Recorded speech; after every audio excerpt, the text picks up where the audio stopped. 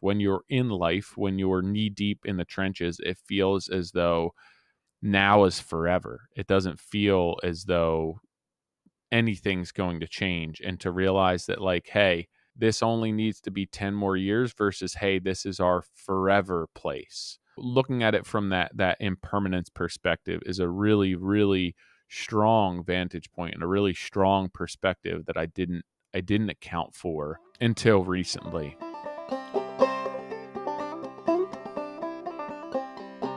What's going on, everyone? Happy Tuesday. I know it's not Tuesday for you, but it's Tuesday for me. How's it going? Everyone having a good week? It is currently snowing outside here. We went from 50s and 60s with sunshine the past week to 30s and 40s. It's 32 right now and snow. But luckily, the kids are in school. So that's a plus. We've had a handful of snow days, ice days, weather days here. So anything they miss from here on out, which don't get me wrong, I love snow days. I love having the kids home for snow days. I don't feel that anything else is as quintessentially representative. Maybe that's the word of childhood. As a snow day. So if you're in part of the country that doesn't have snow days, there's probably other things. But for us, I feel like a snow day is childhood wrapped up in a bow. Nothing better. And I still live a little of that vicariously through my children. So if they have a snow day, I used to work every day when it snowed. Now, if it snows, I'm like, you know what? I want to witness my kids on a snow day. But they're at school today, so Rachel's happy. I have a bunch of stuff to do today. Tuesday would be a tough snow day for me, being that I'm trying to record podcasts. So they're in school, but we do have some weather going on here in New Jersey. I want to start this podcast off, and there will be a link to this in the show notes, but I have partnered here with NAHB. As you all probably know, February 27th through 29th, the International Builders Show is taking place in Las Vegas. You need expo passes to get in. So we teamed up with them to provide 50 free expo passes. Basically what we're going to do, we're going to have a link in the show notes. It's going to kick you over to their website. It's first come, first serve. So if you're not one of the first 50 free registrants, I cannot get you free expo pass tickets. All homes start here. The biggest builders show in 15 years is happening February 27th through 29th in Las Vegas, Nevada. Register today at buildershow.com/moderncraftsman. Again, if you guys head over to there and hit that link, it'll be in the show notes, but you can get your free Expo Pass tickets. Link will be in the show notes. All right, that's it. Let's get to the program.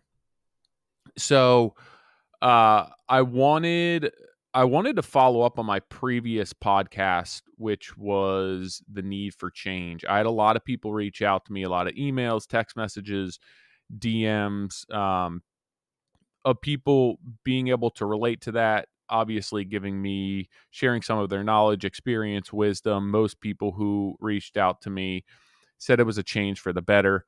I'm not naive to how this works, right? That just changing your geographic location and where you live isn't going to change your life. But I think that there's also more to it. It's a little bit deeper than that. But I wanted to do a follow-up podcast on this. And my last Tuesday, being in the office, I was consumed pretty quickly and I hadn't gotten to all of my emails, but I did get to some emails today.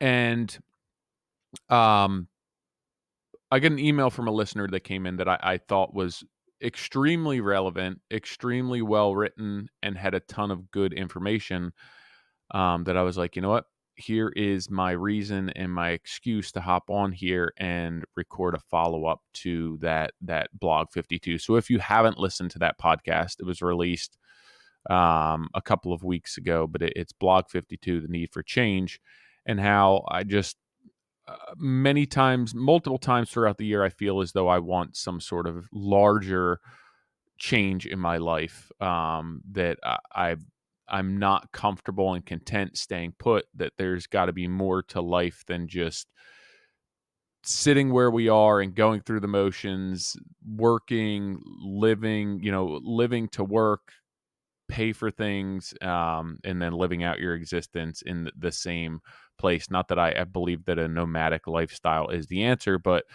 sometimes I wonder there's got to be more to it. Do I want to just sit the rest of my days out in Medford, go through the motions, and be like, "Yep, that's life. Call it a day." Um, so that's what that podcast is about. But I wanted to actually read this email and then touch on some key points. And I thought it was a really good email. Again, really well written. I appreciate it. I appreciate everyone who reached out and gave me some insight to this. But this one especially spoke to me. So he says, "Hi, Tyler. After listening to your Need for Change episode, I find myself compelled to engage.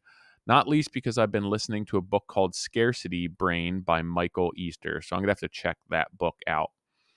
For a touch of context, and there's a risk of this becoming long winded, I'm a 36-year-old New Zealander who grew up in an apple orchard, and I have now lived in Maine full time for almost 8 years. I don't remember ever having any sort of plans, ambitions as a high school outside. Oh, excuse me. I don't remember ever having any sort of plans or ambitions as a high schooler outside of the nebulous idea of just being happy. I graduated my senior year, barely, and went to work in a fruit packing shed around the corner from my father's orchard with the plans to leave the country and work in a restaurant on an island off the coast here in Maine for the summer. My mother is American, so that's a roundabout connection there. At the conclusion of that first summer, I went from there to Europe, primarily Spain, where I spent the autumn, winter, and spring waiting on tables at a friend's family restaurant and a rock climbing around the country. This relationship had originally been formed during a 6-month stay in Spain that my parents formulated when I was 15 or 16. First off, I remember being younger and the neighbors had kids who were probably 10 years older than me, and them getting done high school and then saying they were going to take a year off, 2 years off before they went to college. And I didn't know that that was an option. And at the point I am now in my life at 38 with a business and a family, I think that that's a really good idea. Not that you need to screw off any more than college, but I do, like, I don't know if completing high school, unless you are adamant about what you want to do and you know your career path at 18, like, to me, that's the time to figure yourself out, figure out where you want to be, what you want to do, rather than enlist in a school and be stressed out about, hey, I'm in school. I don't know what I'm going to do. I have to pick what I want to be for the rest of my life. And then I want to pick where I want to be. So I don't think that it's a bad idea at 18, 19 to go do some traveling, rough it for a bit. You don't have really much responsibility. At that point, you're not in college. You're not acquiring any debt. If you go to school when you're 18, 19, or 20, I don't think that it really matters. So I think that that's a really good opportunity for people to try and figure out where they want to be, try some different lifestyles when you don't have a lot on the table, and figure out what you want out of life. And then maybe if you want to go to college at that point, go that route. But that's just my opinion. Excuse me here real quickly. All right, back to the email. So he was saying that after high school, he went and took a local job, and then he had plans of moving to Maine and working in some restaurants. At the conclusion of that first summer, I went. Oh, I already read that one. Sorry. So that's when he traveled around and was doing some rock climbing and stayed a bunch in Spain through a relationship that he had formulated when he was 15 or 16. From there, I came back to work the subsequent summer in a Maine restaurant, and for the next few years led a life fueled by meeting people from around the world and going where invitations and inclinations took the climbing took me. Other American states: Turkey, South Africa, Sweden, and a number of European countries. I remember at one point, after a few years of this, being back in New Zealand for a cousin's wedding, and his best man had worked for a big communication company in the country. He had a cell phone, a salary, even a haircut. I felt this twinge of envy contrasting it with the sub $1,000 balance of my bank account and rather more disheveled general state. Fortunately, however, that experience did nothing to change my trajectory, and I continued a somewhat nomadic, climbing centric life. All of this until I ran into a girl I knew from Maine while in Baltimore, and now I've been married for over 7 years. I have 3 kids. I got into trade work, bought a house, became a part of the local community, and I'm primarily focused on providing the best life that I can for my family. The aforementioned book discusses the hierarchy of needs that we have and most other animals have: food, water, shelter, opportunity to procreate, social status, and even exploration. Apparently, we are actually hardwired to want and or need all of these things in the descending order of importance. The prehistoric man who has no food is less concerned about sexual opportunities until his stomach is full. I can never do the book justice, but I found it somewhat empowering that it was pointing out that a lot of our modern world is designed to exploit these traits. It's not causing them. And not that I go back on this level all the time, but I do think, is a lot of what we feel and what's marketed and targeted towards us tapping into what innately makes us human, and the needs that we have. And it seems very far-fetched, but at the same time, I just had this conversation with my wife regarding dogs, right? She went for a walk with Polly, and Polly rolled in some sort of shit or animal or whatever the heck it is. And I'm like, I just don't get why they do that. Like, it doesn't smell good. Why are they and I'm sure I could Google this and find out why, but why are they literally rolling their neck in shit? And she's like, because they're animals. And I'm like, okay, so they've now been bred to be pets. Their temperament's completely different. Their drive is different, but it's still all there. A lot of their habits and their emotions and their drive, it's all still there. Like, they still are animals. And although we've been groomed to behave more humanely, and we're still animals, and there's still needs and desires and things that um influence us to be what we were initially meant to be. And I wonder how much of that is a part of our life, and what we need and what I'm feeling. um so he says it really doesn't matter where we are still there. I don't think that necessarily means that wanting to improve our general conditions is a pointless pursuit, but maybe it's just what we need to know ourselves well enough to understand which ones actually matter. Maybe if you had miles and miles of trail to ride right out the back of your house, it wouldn't matter if a McMansion popped up across the street. Maybe if I had $1 million in the bank, my wife and I wouldn't argue about whether or not I could take 2 full weeks off from work in the summer. In my case, I know the problem lies with my feelings of integrity and much less about economics. I feel like I'm letting a client down if I'm gone for so long. Of course, the reality is that, and you have touched on this in the past, time with the family should come way ahead of my clients. I find myself fortunate that I can most times see this on a day to day basis. I will and almost never work more than 8 hours a day. Excuse me, I read that incorrectly. I will almost never work more than 8 hours a day. I'm always home for dinner and bedtime. I will even take those 2 weeks off during the summer. Ultimately, I do care more about the time with my currently sick children, even when they're being assholes, than I do about building a house.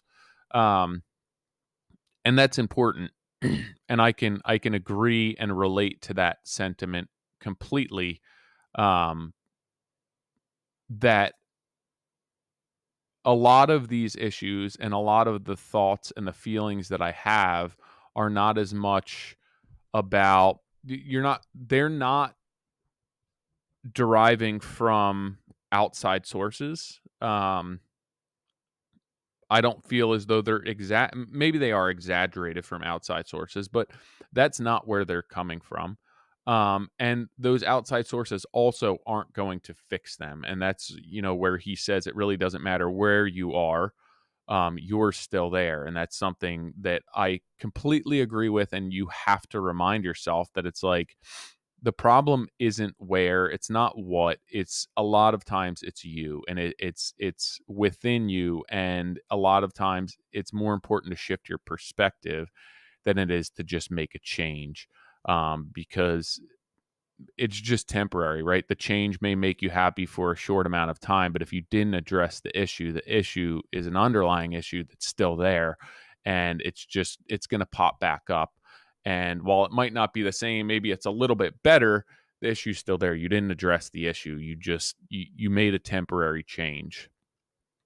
Um, so I definitely agree with that. And like he says, for me, going away isn't as much about the economics and figuring out how to financially make that happen as much as it is with his integrity and treating his customers and right, and leaving a job for 2 weeks and saying, "Hey, I'm going on vacation." Um, you can figure that out, but it's your mindset and it's the way that you are addressing that mentally that's going to make you be able to take that vacation and check out, or take that vacation and be worried about leaving the job behind the whole time. There's another concept in Buddhism of impermanence. Nothing is permanent. Considering this really helps me appreciate everything.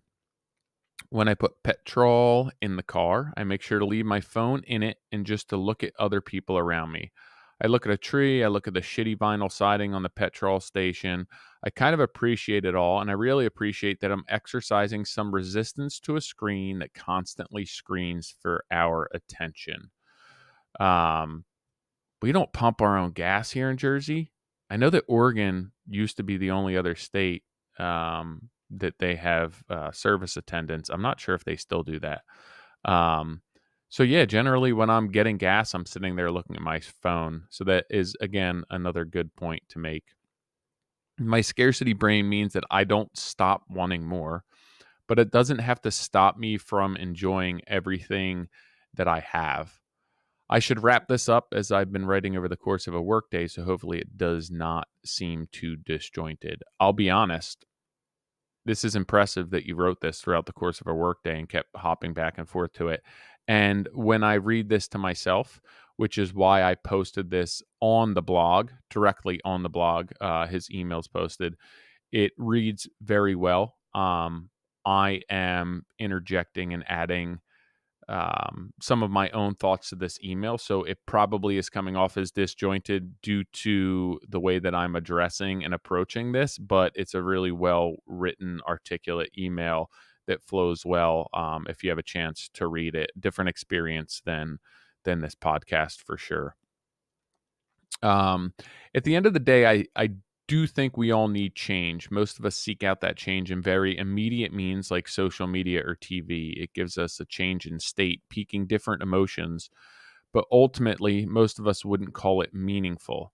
In contrast, you can move with your family to Australia, become a professional Moto X rider, win the lottery, and most people would call that a very meaningful change.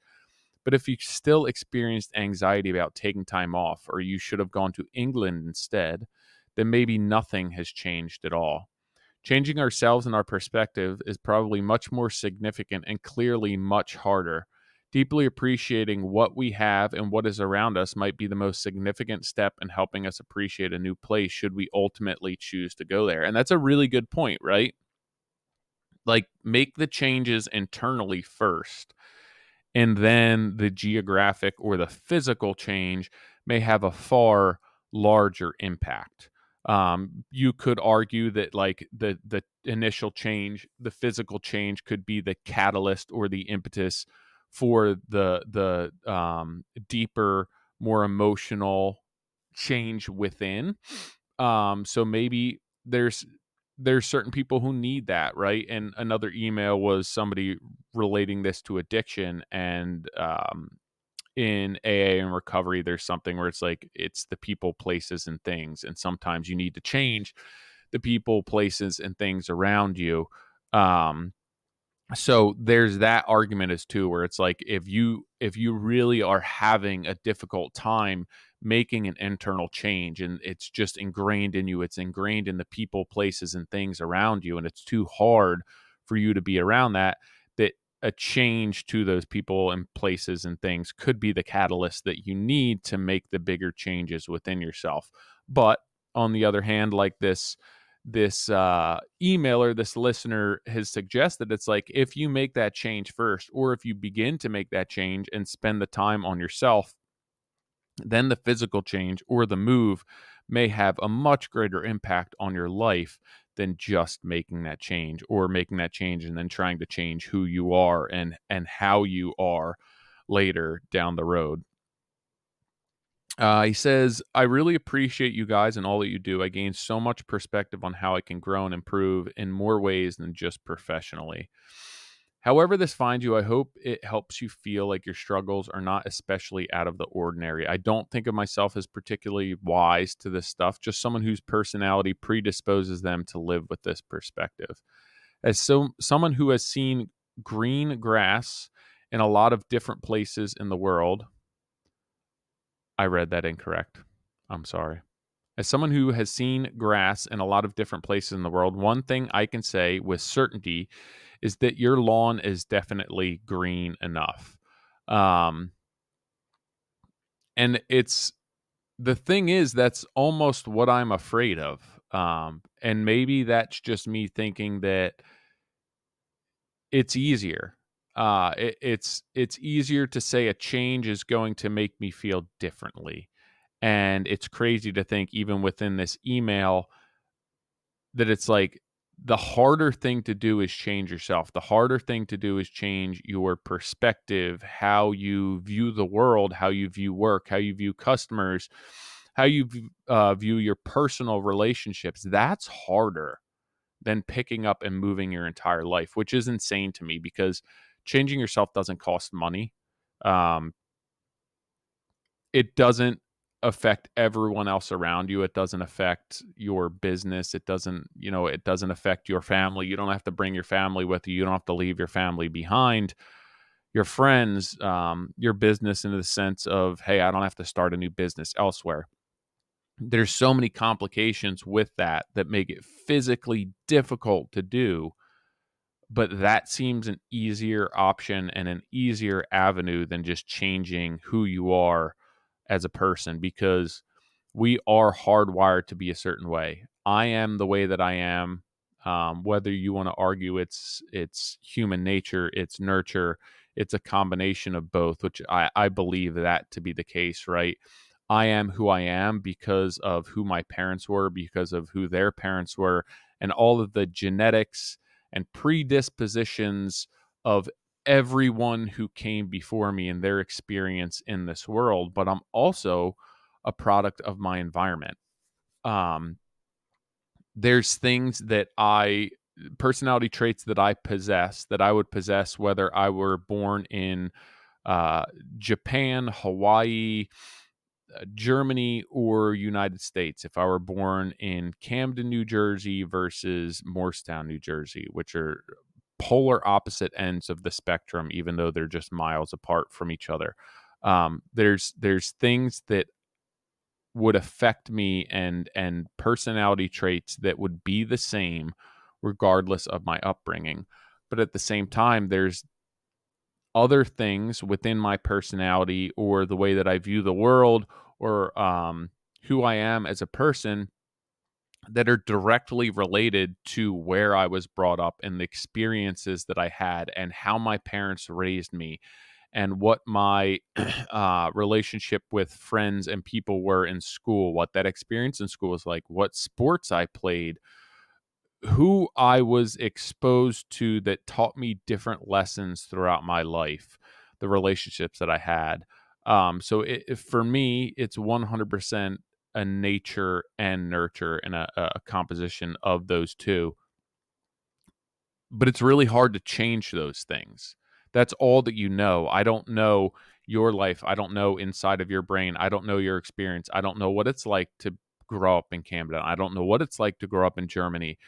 So all those things are all unique to me, um, based on personality traits that I acquired that were passed down to me and that also I acquired through experience. It's really hard to change those things because that's how I've lived my entire life. I'm the only me that I know, and I've changed things in my life and I've changed who I am, but you're hardwired to react a certain way, to feel a certain way, to naturally be anxious, to naturally be more driven, to want more, to want less. Everyone has different needs, and that could be anything. It could be from sexually to financially to emotionally. Everyone has different needs. And so it's really hard to change those things, right? If you want growth and you need money and that's what drives you, to change your perspective and change that about yourself when you've been hardwired to want those things from either um, a biological standpoint or how you were raised and your experience of life, it's really hard to say, hey, you know what? Wanting that money and that drive just isn't, it's not making me the best person. So I have to, whoa, Percy. So I have to be a different person. I have to change everything that I know. And that's really, really difficult to do. And how you're going to do that is also really difficult. And that's why sometimes I think it's like, is the change is it easier to do that change just working on yourself in the physical location where you are, or is a physical change going to make that get you away from the people, places, and things that you know and make that change easier? And again, a vantage point that I didn't really consider here that this listener mentioned, was that you can still make those changes where you are and then try something else. And that's not going to it's not going to be a detriment to you. If anything, it's only going to make that change even more gratifying or even more impactful there. So I think that that's a really good point to make. Another thing that he writes about that I had been thinking about lately is the whole impermanence thing. Um, Thinking about making a change, and it's like I feel like I'm here forever. I feel, I was born in this area, I was raised in this area with maybe I left for a small amount of time, but it's all generally this is where I've been rooted. And I think to myself like that this is it, right? I'm gonna be here, nothing's ever going to change. But then I start thinking about this impermanence and that like what I'm doing now doesn't mean that I'm going to be doing the same thing next year. There's never been a year of my life that has been the exact same as the prior year. And if you were to ask me what 5 years ago where I think I'd be today, although physically I'm in the same house, I'm in a very different place emotionally, financially, from a business perspective. Like children, everything is completely different. And then I start to think about, hey, at this point, Selby's 10, but she's in fifth grade. So 12th grade, when she graduates from high school, is 7 years away. Scary. Tilly, our youngest, is 7. She's in second grade. So in 10 years, she'll be a senior in high school. So in 11 years, we will not have any kids in the public school system in Medford any longer. And it's like, you can deal with anything for that amount of time. That 10 years as a 38-year-old, 10 years as a 30-year-old goes by in the blink of an eye. And to be concerned with I need to make a change now because if not my whole life's going to pass me by. When you think about it as like, hey, within 10 years I physically have no ties to this area, assuming my kids go off to school or try something else. But like, I don't need to keep them in Medford due to the public school system anymore. That like, that's really impermanent. Like that's not a lot of time to have to ride this out and to buckle down and make the best of my life and the best of what I'm doing and the smartest decisions for my family, for my own well-being, for our financial capacity. There's a lot to consider when you look at it as, hey, this only needs to be 10 more years versus, hey, this is our forever place. And that really, really affects our decision making. And I never really looked at it from that perspective. When you're in life, when you're knee deep in the trenches, it feels as though now is forever. It doesn't feel as though anything's going to change. And to realize that, like, hey, in 10 years, we have no ties to that. We don't necessarily need to stay where we are. Um, and we don't need to now, but for the sake of everyone else, it does make the most amount of sense. So looking at it from that impermanence perspective is a really, really strong vantage point and a really strong perspective that I didn't account for um, until recently. So I'm going to check this book out again. It is, let's see, Scarcity Brain by Michael Easter. So maybe I have a new book to listen to here. But again, I wanted to thank everyone for reaching out after that podcast. If you haven't listened to that podcast, it was 52. But I want to thank everyone for reaching out. Although I chose to focus primarily on this email, that's not that I do not appreciate the effort that you put into emailing me, engaging with me, passing on your perspective and your experience. It's all very important, and I really appreciate all of you guys taking the time to sit down and reach out to me in whatever way, shape, or form that came across. Understand that that's not necessary, that that's taking time out of your day, and I really, really do appreciate it. So if I didn't mention something that was unique to your correspondence with me, it's not that it didn't strike a chord with me or it wasn't important, but I wanted to focus my efforts here for today, but maybe that'll change down the road. So that's going to wrap this up for today. But one more reminder that if you want those free tickets to the International Builders Show, which is in Las Vegas, Nevada, I think some say it Nevada, February 27th through the 29th, hosted by the NAHB. I'm going to post the notes or post the link in the notes, but if you can register at buildershow.com/moderncraftsman, there's 50 free expo passes up for grabs. First come, first serve. As soon as they're gone, they will be here no longer. All right, guys.